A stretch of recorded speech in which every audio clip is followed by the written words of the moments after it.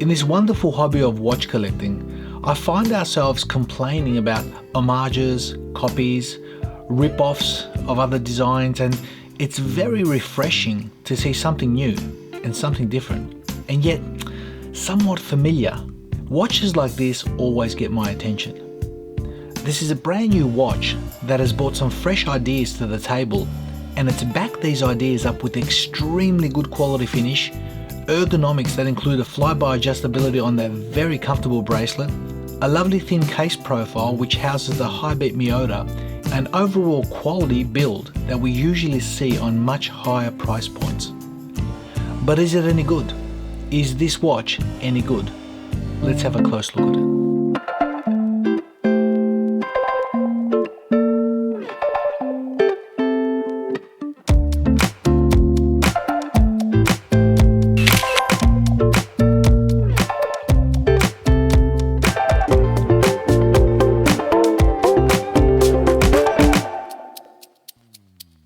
Several months ago, I was reviewing a particular watch. I don't recall the actual brand, but I do remember commenting on how good the symmetry was. The balance from left to right. From the logos, the placement of the date at 6 o'clock, it was a really nice watch. And one of my viewers made a comment and said that for a watch to be ideally symmetrical, it has to have a crown opposing the other one. So the 3 o'clock, if you've got a crown, you should have one at the 9, and that's exactly what we've got here.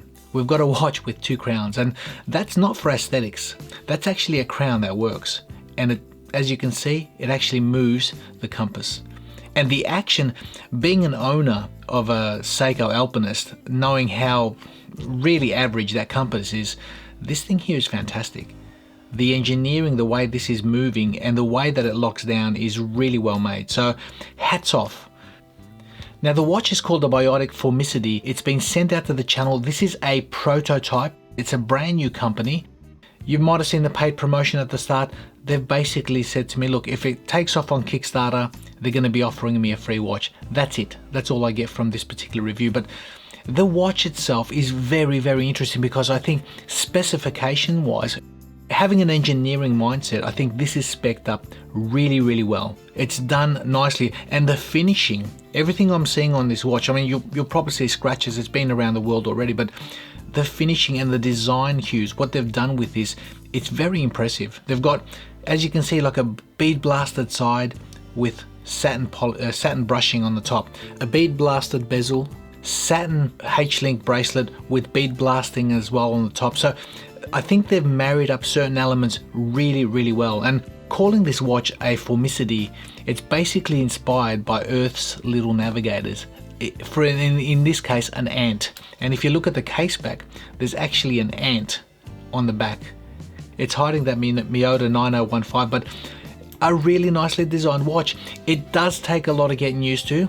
Even for me, who I like different things, having the crowns on both sides, it did take a little bit of getting used to throughout the week wearing this, but it settled in really nicely, and I believe because of good ergonomics and good sizing. So I'll get into its specs first and foremost.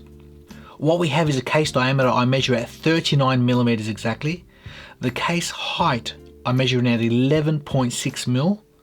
The lug to lug distance is 46.8 mil and a lug width of 20 mil. Now that crown, or both crowns I should say, as you can see they're octagons. There's 8 sides to that crown, and I measure at between 6.4 millimeters from flat to flat or 6.6 millimeters from point to point. So they're both exactly the same. They're both signed. As you can see, this particular one here on the left, it looks like a compass. The one on the right, it looks like, oh look, it possibly could be 2 hands of a timepiece. So I think they're specific for their function. This one adjusts the time and date, this one adjusts the compass. And being screw down crowns, they offer 200 meters of water resistance. So specifications, gee, hats off. Whoever's made this watch, whoever's designed this, I take my hat off for, they've tried something different. And I think they've nailed it. As far as quality, as far as finishing, as far as ergonomics and feel, I'm speaking purely engineering mindset here. They've done a great job. Now if you look at the bracelet of this watch, here's another hero of this particular piece. It's a H-link bracelet, solid links, solid end links with quick release, and it features, like I said, satin brushing with bead blasted centers. So the design, it seems to marry up really nicely throughout the whole watch, and I like that. I like what they've achieved here. Not only that, if you look at the clasp, fully milled, nice twin trigger release, as well as on the fly adjustability. There you go. We're in Australia at the moment, and I've been wearing this, and it's summer, it's hot. We've had temperatures of up to 40 degrees, 25 degrees, this is in Celsius, and my wrist has been expanding, contracting, and this has been a joy. This has been great because I've been able to on the fly adjust it, and the comfort has not changed throughout the day, which has been really good. Now, as you can see on the wrist, the watch fits really comfortable, and being a prototype, like I said, they're obviously going to make a couple of changes here and there, but this is finished really well. This is actually executed so well for a prototype. I'm very impressed. I take my hat off.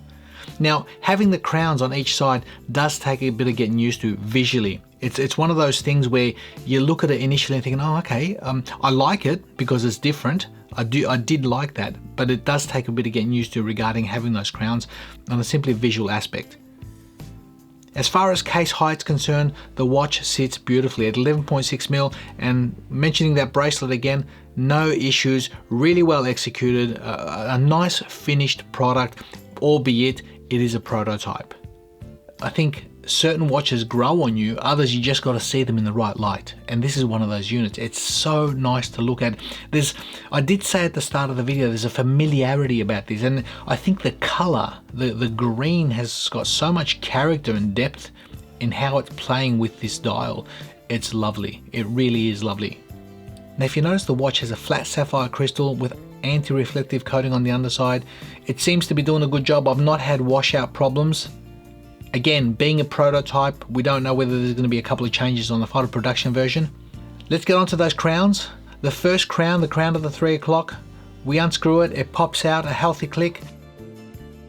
We pull it out twice, and as you can see, we hack the movement, and we can adjust that Miyota to whatever time we want and lock that in. A single click allows us to adjust the date, 3rd, 4th, and 5th. Lock that in. The hand winding experience, pretty much your standard Miyota high beat, and the latch down experience, latches on first time, very nice, 200 meters of water resistance. The knurling on both crowns is very pronounced and very easy to grip. Everything else is smooth except for the knurling on those crowns, and I think it breaks it up. It gives it a nice contrast regarding how this watch functions. Once again, the crown on the left, same as the first crown, it unscrews, and as you can see, it's released the actual compass. We can put it to, it's bi-directional, we can put it to wherever we want. It's spring loaded, as you can see. We push it in, it latches down, again, 200 meters of water resistance. The latch down experience of the left, on this particular model, the latch down experience of the left crown is actually a little bit smoother than the right. And I believe it's possibly got to do with the fact that this is driving the Miyota, this is free sprung, obviously just the gearing on that particular bezel. Now, if we look at the loom on the watch, you can see that the markers, the hands, even that compass, it's nicely loomed. It's not the strongest of loom, but it's legible nonetheless. So for a field style watch, for something that you're going to take out into the field, for a general purpose watch, very nice, legibility, very easy to read. Lastly, the weight of the watch comes in at 156 grams, sized to my 18 centimeter wrist. So being a 39mm, I think this watch is going to find comfort on many wrists. The case shape is quite unique. I love what they've done in here. The bead blasting, you've got your drilled lugs, satin brushing on the top, the combination of bead blasting on the bezel and the inserts in contrast with that satin brushing. I think it works, and it works really well. Now, potential negatives of the watch, well, number one, getting used to it. Getting used to having two crowns opposing, directly opposite each other. That's one thing that visually, even for myself, it took a few days to sort of settle into this. And after that, I accepted it on an engineering basis, saying, I love how it's functioning as far as its practicality, its balance, and being something very, very different. Now, the price that they're going to offer this watch for super early birds on Kickstarter is $399, and it's going to go live on Kickstarter in June 2022 this year. So I'll leave all the links in the description. Get on the newsletter, sign up so that you can see any updates. look, if they make any changes to this watch, it'll be a bonus. As far as what I've got for a prototype in its finishing, its execution, the way it functions, I really am struggling to fault the watch for what it is, for what they've decided to make. It's really well thought out. So in that department, again, hats off. Everything else is subjective. Whether you like it, you love it, you hate it, that's irrelevant. It's up to you. It's up to you, it's up to me. For me, initially I liked what I saw as far as something different. It took me a couple of days to get used to on the wrist. After that, I thought, gee, this is a very, very functional watch. It's a very functional watch as a field watch. It's made much, much better. It's a lot better made than my Seiko Alpinist in all areas. From the movement, the way the screw down crowns function, the gearing on that compass is phenomenal. That's how gearing should be. That is really well made. And where you stop it, just push it in, it disengages the gearing, it locks in. There's your 200 meters. So I think I'm impressed at how it functions, its form, its balance, and the idea that comes behind this. The fact that they're trying to inspire this mechanical watch by Earth's little navigators, and in this case, an ant. Legibility is great, the movement's great, it functions well. I like what they've done with a combination of brushing and bead blasting. Yeah, everything else is subjective. So I hope you enjoyed that, guys. Let me know your comments, let me know your thoughts about this watch. A really cool piece at 39mm, sits well, looks different. It's not a copy of any other watch that I've seen, and it's got its unique signature, which I like. Thank you once again for watching, and we'll see you all in the next video.